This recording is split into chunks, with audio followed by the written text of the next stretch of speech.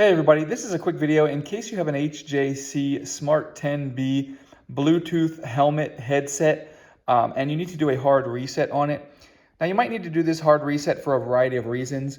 If it's not connecting to Bluetooth, or if it keeps disconnecting, or if you're having sound issues, a lot of troubleshooting problems can be fixed with a simple reset on this headset, and it's pretty easy to do.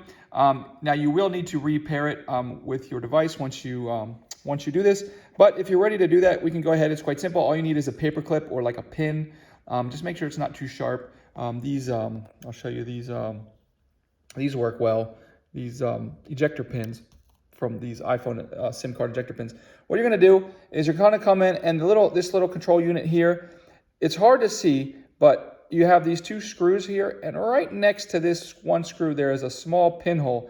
That's actually the reset hole. So you just stick your paper clip down in there until you feel it push the button for a second or two, and then release it, and this will reset the device, and then you can set it back up.